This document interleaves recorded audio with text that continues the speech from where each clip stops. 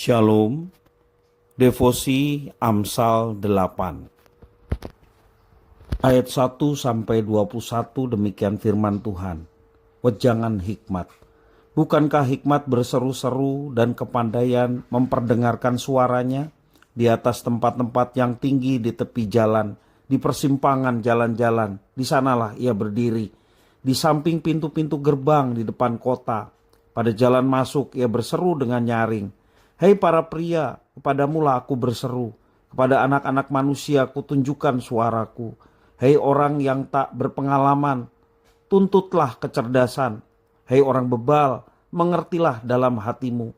Dengarlah, karena aku akan mengatakan perkara-perkara yang dalam dan akan membuka bibirku tentang perkara-perkara yang tepat. Karena lidahku mengatakan kebenaran dan kefasikan adalah kekejian bagi bibirku.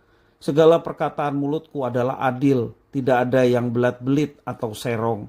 Semuanya itu jelas bagi yang cerdas, lurus bagi yang berpengetahuan.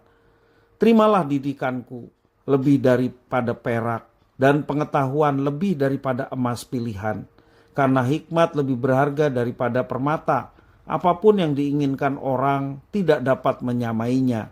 Aku, hikmat, tinggal bersama-sama dengan kecerdasan, dan aku mendapat pengetahuan dan kebijaksanaan. Takut akan Tuhan ialah membenci kejahatan. Aku benci kepada kesombongan, kecongkakan, tingkah laku yang jahat, dan mulut penuh tipu muslihat. Kepadaku ada nasihat dan pertimbangan. Akulah pengertian, padakulah kekuatan. Karena aku para raja memerintah, dan para pembesar menetapkan keadilan. Karena aku para pembesar berkuasa, juga para bangsawan dan semua hakim di bumi. Aku mengasihi orang yang mengasihi aku, dan orang yang tekun mencari aku akan mendapatkan daku. Kekayaan dan kehormatan ada padaku, juga harta yang tetap dan keadilan.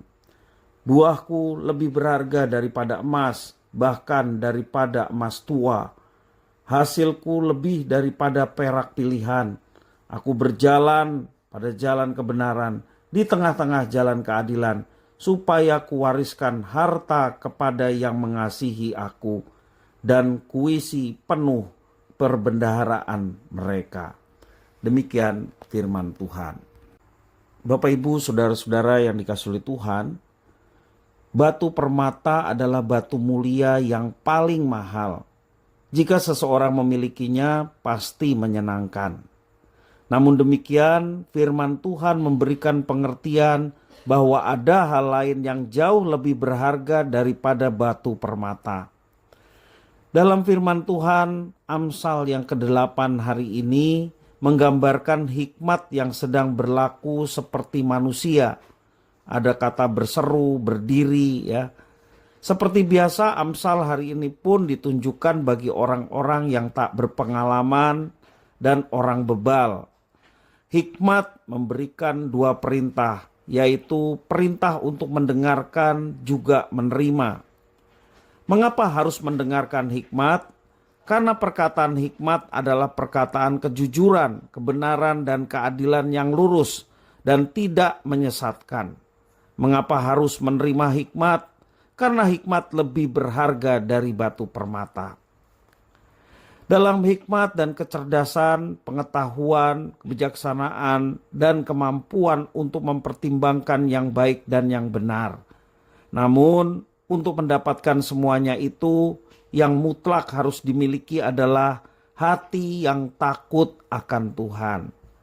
Dengan demikian kita pun membenci hal-hal yang juga dibenci Tuhan, yakni kejahatan, kesombongan, kecongkakan, tingkah laku yang jahat, serta mulut yang penuh dengan tipu muslihat.